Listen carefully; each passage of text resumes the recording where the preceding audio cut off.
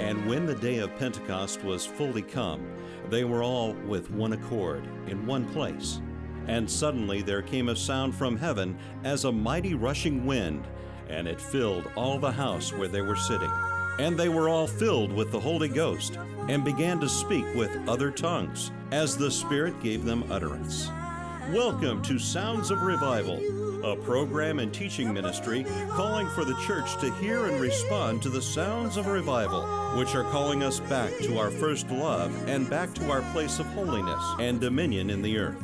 Sounds of Revival is brought to you by Greater Love International Church and Revival Center, located here in the city of Indianapolis at 6433 East Washington Street, where the pastor and founder is Bishop Perry E. Jackson. And now, Sounds of Revival.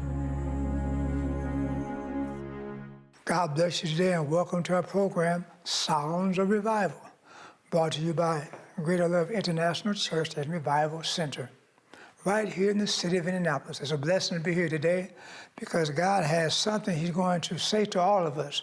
You know, whenever we ministers speak, not only are we speaking to others, but really it's the Holy Spirit speaking through us to you, but also we're speaking to ourselves. And that's very important for we ministers to understand. Sometimes we are so preoccupied with getting a message for other people, we forget that the same message that we are giving to other people, we have to be partakers of it. Remember, the Bible said, let the husbandman be first partaker of the fruits.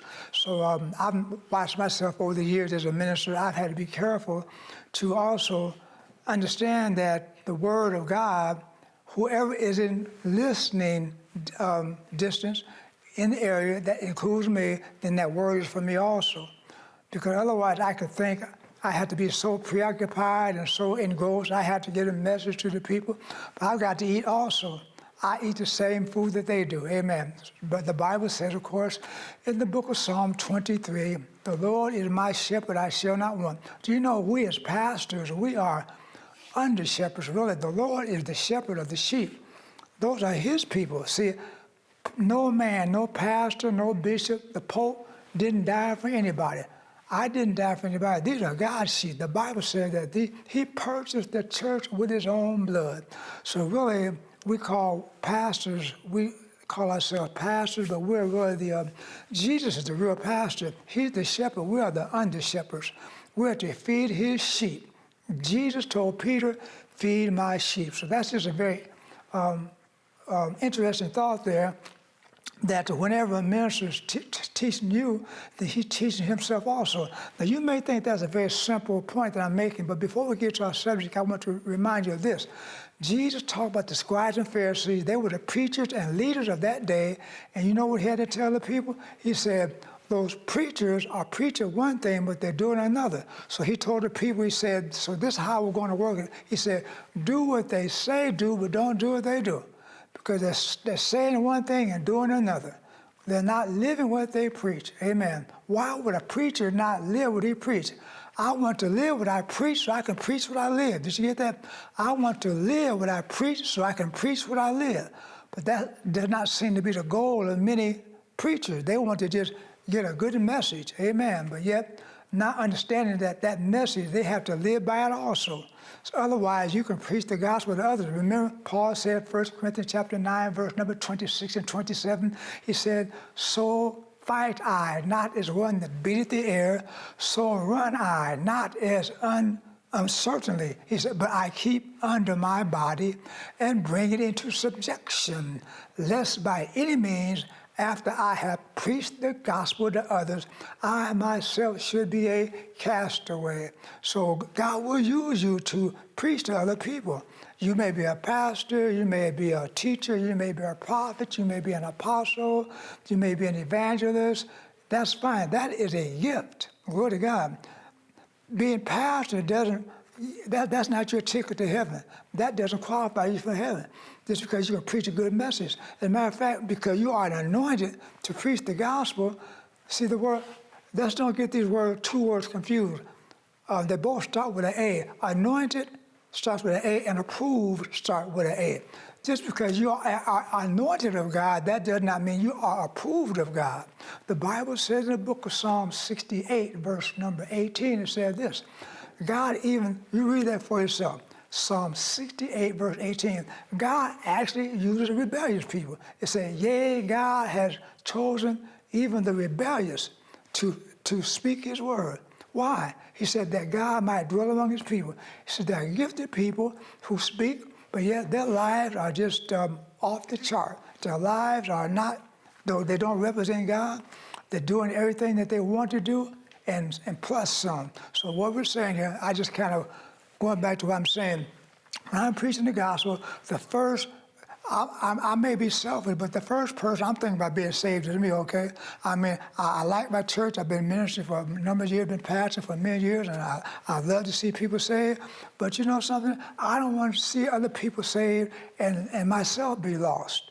No. So when I come to church, my ears are all open. Whatever comes out of my mouth, I'm listening to. You know why? Because I'm not the one speaking. The Holy Spirit is speaking through me. This is not my gospel. This is not my word. This is the word of the living God. So the Holy Spirit speaks through me. Like Luke 4:18, remember Jesus said this, the Spirit of the Lord is upon me because he hath anointed me to preach the gospel to the poor. He hath sent me to heal the brokenhearted, preach deliverance to the captives, recovery of sight to the blind, to set at liberty them that are bruised, and to preach the acceptable year of the Lord. So this is not me speaking, this is the Holy Spirit speaking. Glory to God. I am interested in what the Holy Spirit has to say. My goodness, isn't it sad that some people are going to stand before God just like they did in the book of Matthew chapter 7, verse 21, 22, and 23. They will have preached the word. They will have healed the sick. They will even have raised the dead. Oh, yes. I remember I was in Germany one time, and there was this minister there. He was a bishop, but his life went wrong. Amen. But prior to that, he had gifts of healing. He had even seen the dead raised. He had the gift of miracles, and many miracles had taken place. In Africa, he would go through the jungles of Africa, healing people. But at that time, his ministry was located in Germany. So when I went to Germany, ministering. Also, we had a word for him. Said, brother, if you don't get yourself right, all those churches that are under you, you're going to lose those churches. They're going to see the sin in your life, and they're going to drop you. Amen. He said, no, my people love me. This would never happen. But remember, because he was dependent upon his gift. I'm going to repeat myself. Just because you are anointed, that does not mean you are approved of God. The anointing of God upon your life does not mean you are approved of God. Don't fool yourself. And you people listen to your pastor preach, and he may be preaching the right thing but living the wrong way, then you know that's not the way you should live. Do what he says do, but don't do what he do, or you're going to hell with him. Oh, there are going to be so many pastors in hell. It's sad. Amen. Because they lost the fact again. They think that the good word that they have, that's just for the people. No, there are going to be bishops in hell. There are going to be some popes in hell too. Amen. Because you feel that because you have a message for the people, then you are qualified, that's your ticket to heaven. No, you got to live by the same gospel they live. Sin is sin, no matter who is sin. Glory to God. So you got that little clergy collar and wearing that little black jacket. Amen. And with that big family Bible in your hand and walk to the pulpit so sanctimoniously and clear your throat and just speak like God's gift to the church, and you're speaking, your words are so eloquent and so fluid, but yet the anointing of God is not the approval of God upon your life. You need to seek the God of the message. Amen. So let's just keep that in mind that before I go into my main message for today, the Holy Spirit just drew me back to the book of Matthew chapter 7, verse 21, 22, and 23. Jesus said in verse 21, he said, not everyone that saith unto me, Lord, Lord, shall enter into the kingdom of God, but he that doeth the will of my Father which is in heaven. You have to do the will of God. Revelation chapter 22, it says this, blessed is he that doeth the word of God. We have to do the word. Jesus said, James said, don't be hearers only, but doers of the word. So going back to Matthew chapter 7, verse 21, 22, 23, not Jesus is speaking, not everyone that saith unto me, Lord, Lord, shall enter into the kingdom of heaven. He that doeth the will of my Father, which is in heaven. And then the next verse it said this, verse number 22, he said, for many shall come to me in that last day, many shall come to me saying, have we not prophesied in your name? Have we not preached in your name? Have we not done miracles and many wonderful works in your name? And do you know what Jesus is going to say to them? What their next reply is? Now they're telling Jesus about all that they did while they were here on earth. Okay, Matthew 7:22. They're standing before Jesus, looking for Jesus to smile at them, looking for Jesus to say, well done, my good and faithful servant. So they're just giving a report about what they did with their life. And they say, well, we preached in your name, we prophesied in your name, we cast out devils and did miracles. And guess what the next reply Jesus is going to be? He's not going to say to them, well done, my good and faithful servant. He's going to say, depart from me, you workers of iniquity. I don't even know you. Why did that happen? Because they misunderstood. They thought that their gift was all that they needed. No, you need some character. You need some integrity. You need to be holy. You need to be righteous. You need to be walking this walk instead of walking what you talk. Hallelujah. Oh, you need to be separated. You need to be, glory to God, sin cannot be in your life. You have to be purged from sin. Amen. You cannot walk in sin and then preach one thing on Sunday and walk in sin on Monday and Tuesday and Wednesday. Matter of fact, you don't even wait till Monday comes. Sunday nights you sin in some place. Amen. Hallelujah. You just can't wait till Monday to sin. Preach something good on Sunday, and before the day out, you're in sin again. Hallelujah. So don't ministers, preachers, don't let the devil trick you. Amen. Because your position, just because you're a pastor, that doesn't mean you're going to heaven. Repeat myself. Sad, you got some tongue talking, prophesying, bishops. I mean, bishops who are over thousands of people, bishops who are over hundreds of churches, you're going to be in hell. Amen. But the people in the churches are going to be saved. I got a Bible for that. So let's just be careful, preachers. Amen. Hallelujah. Again, Jesus said, Matthew chapter 4, verse 4, man cannot live by bread alone, but by every word that proceeded out of the mouth of God. I need every word. I cannot afford to let not one word pass. Jesus said, not one jot or one tittle of my word shall pass away. Heaven and earth shall pass away. So pastors, I just want to, and leaders, evangelists, we saw on fire. Oh, I just love the Lord so much. I just want so many people to get saved. People can get saved under your ministry. You know why? Because the Holy Spirit is ministering to you. It's a gift. It's an anointing. People, you may be as evangelists. You may keep a book, a record, and you got a book this thick about all the people got saved in your evangelistic crusade. Amen. But you will never see them in heaven. They'll be in heaven. They're going to be looking for you. Where's evangelist so-and-so? Well, bad news. Hallelujah. He preached it, but he didn't live it. Hallelujah. He didn't think he had to live it. His main concern was reaching other folks. Amen. My main concern about reaching myself first. Amen. Hallelujah. My main concern goes back to my highest goal in life and my walk with God is this. It goes back to Psalm 51, verse number 10. My prayer, God, create in me a clean heart, renew a right spirit within me. Now that's going to take us into our subject today, which is part 2 of the key to revival. Amen.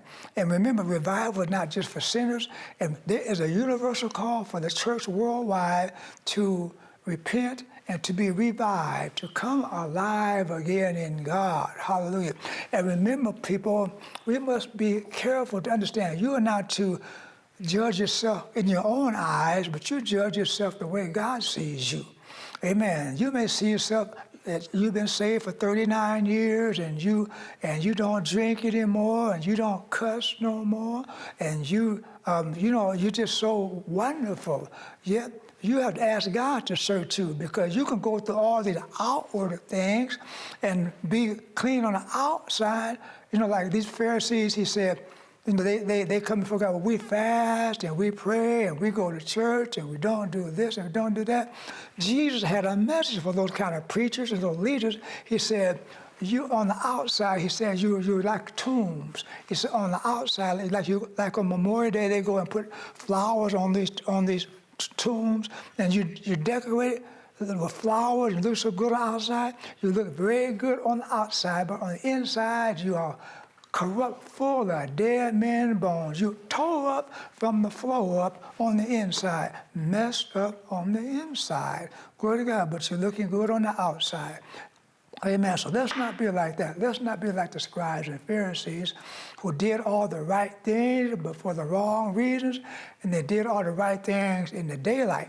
Hallelujah. But at nighttime, it was another story. So just be encouraged, but real revival with it. You need to let the Holy Spirit tap you on your shoulder today as this message is going forward, because some people think I am beyond revival. Nobody is beyond revival. Nobody is beyond needing more of God. In essence, the Bible, revival means after you've been raised from the dead again, after you got your life together, then guess what?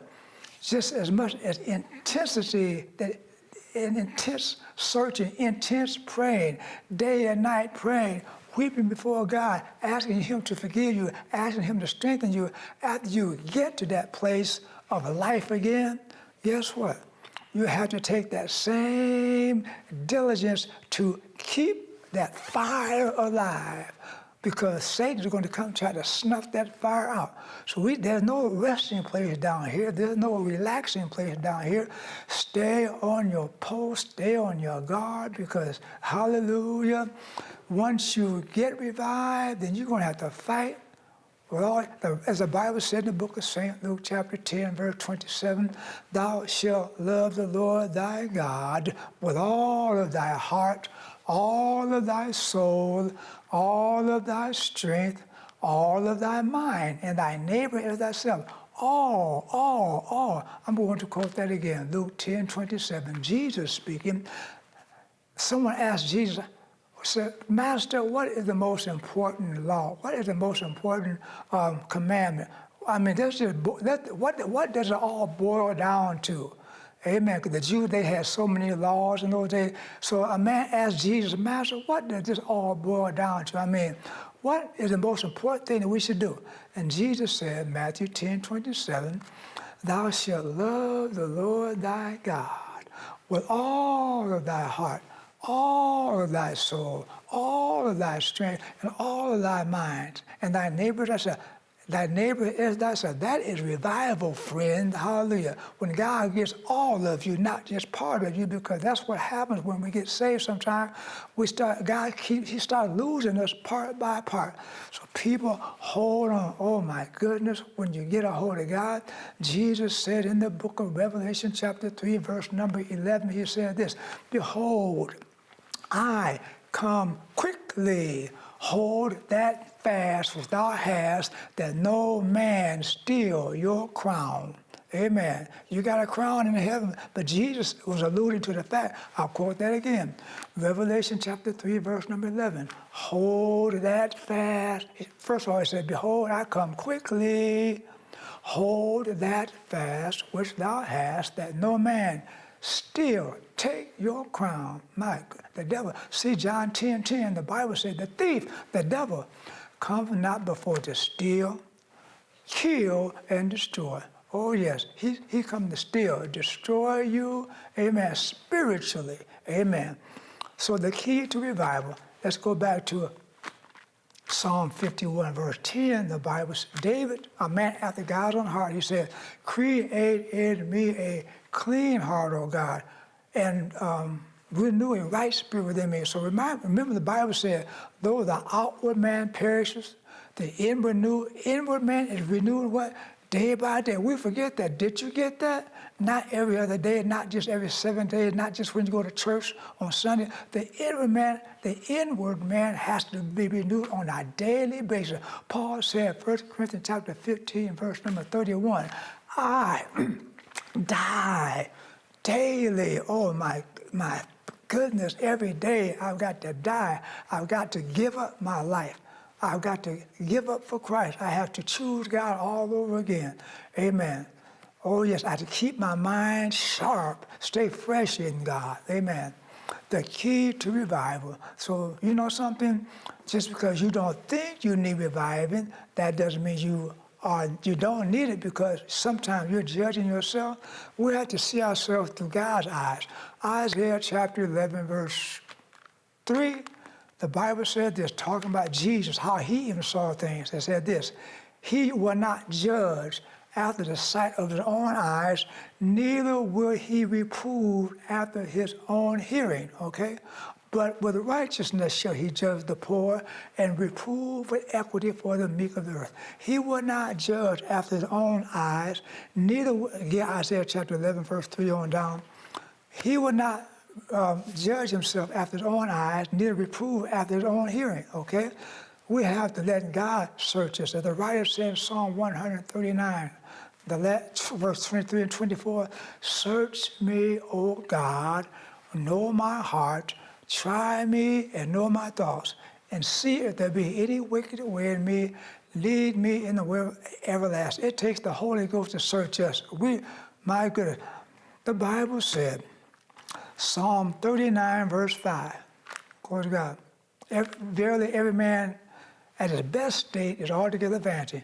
At your best state, you are in trouble. Amen. Glory to God. Because there's none righteous, no, not one. Of course, you're righteous under the blood of Jesus, but remember, as a child of God, you need to grow up. And by the way, you're going to be growing until you leave here. Amen. So revival is for all of us, because when you get revived, then with the same diligence and tenacity and humility that took you to get revived, then you're going to stay on your face to stay revived. Because you can get lukewarm real quick.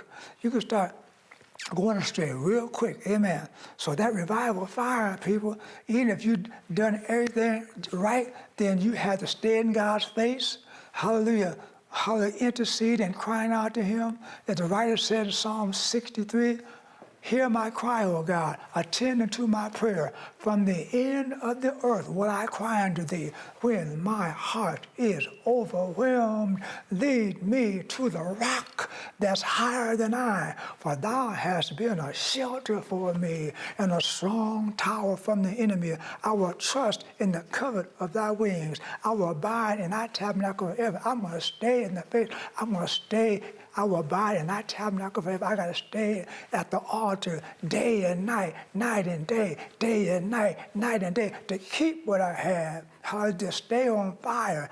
God himself, the Bible says God himself is a consuming fire. Stay, the altar, it represents fire. When they, in the old time, when they brought those sacrifices, those calves or the lambs, those fire, those sacrifices were consumed. You and I have to be consumed also, child of God. Let's look at the chart here for a moment. Glory to God. We're still talking about the key to revival. And again, let's go back to the chart. Proverbs chapter 23, verse number 7. You are what you eat, which means, as a man thinketh in his heart, so is he. Watch what comes into your thought life. Remember the Bible says, 2 Corinthians, it said this, it said, the weapons of our warfare are not carnal, right? But mighty through God to the pulling down of strongholds, casting out imaginations or reasons, and every high thing or every high thought that exalts itself against the knowledge of God, bringing into captivity what? Every thought to the obedience of Christ. Let's go back to the chart here. Now, therefore, when we're talking about real revival, the key to revival, again, sometimes Satan tricks people and they think that they are revived or they think they're in revival, and they are not. Hallelujah. Because remember, as I said in the last program, he uses subliminal influence. Hallelujah. He is an arch deceiver. Remember the word subliminal. It's two words, subliminal. It's a Latin word, two Latin words. Sub means under, liminal means threshold of the mind. So unconsciously, Satan will worm his way, weasel his way, snake his way in, hallelujah, and have you in sin up to your eyeballs before you even know it. And you wonder how you even got there, because you didn't protect your mind, okay? Proverbs chapter 23, the Bible said this, protect your heart with all diligence. I'm Proverbs 4:23, I'm sorry. Proverbs chapter 4:23, protect your heart. So again, I'm going to be redundant. Remember, the way you protect your heart, you got to protect your mind. Hallelujah. The Bible says, Philippians 2:5, let this mind be in you, which was also in Christ Jesus. And then 1 Corinthians chapter 2, verse 16 said this, we have the mind of Christ. He was being nice to the people. Do you have the mind of Christ? Are you thinking like he wants you to think? Amen. So again, watch where your eyes go. Watch what your ears listen to, people, because you have to protect your heart. Because again, how you protect your heart is by protecting your mind. Amen. Going back to Psalm 51, verse 10, create in me a clean heart, O God, renew a right spirit. Because you see, this Psalm 51, it talks about how David, a man after God's own heart. Well, how did Satan mess him up? Because see, that's a prayer. That is a prayer of repentance. How did Satan mess this man up? David knew that he wasn't supposed to be murdering people. He knew that he wasn't supposed to be lusting after another man's wife. But nonetheless, so how did the devil get and corrupt David's heart? Remember the story how David was on his balcony. He looked over and saw this woman. She was bathing herself, looking up on her. He hit the eye gate. Hallelujah, and his heart got messed up. Amen. That's just a drastic example, but your eyes have to be holy also, people. That's just an example. We need to just keep ourselves holy unto God.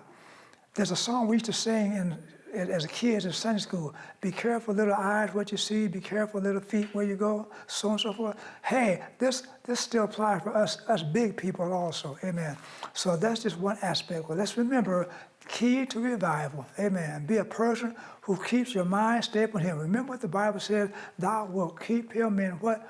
Perfect peace, whose mind is stayed upon thee. Just let the Holy Spirit minister to you today, people. And if your eyes are not saved, your ears are not saved, or your mouth is not saved, get your eyes, ears, and mouth saved, and then your heart will be saved. Our time is up for today. We'll be talking to you next week. Until next time, God bless you all. Hello, this is Bishop Jackson here again with my lovely wife, Darisa. We would like to invite you to call our Daily Word ministry line. This is not a prayer line, but it is a message for you, a 3-minute pre-recorded word of inspiration and encouragement. And you may dial this number 24 hours a day, 7 days a week. Simply call 317-436-1346. Sounds of Revival was brought to you by Perry Jackson Ministries and Greater Love International Church and Revival Center. Worship Sunday at 8 a.m. and 10:30 a.m., Tuesday Bible class at 7:30 p.m., and Saturday morning Bible class and communion at 8 a.m. Prayer precedes all services. For directions or to receive your free bi-monthly newsletter, call 317-796-0938 or email jackson-perry@att.net. To request today's program or sermon on CD or DVD, please send an offering of any amount to Perry Jackson Ministries, P.O. Box 26891, Indianapolis, Indiana 46226. Ask for the offer number on the screen.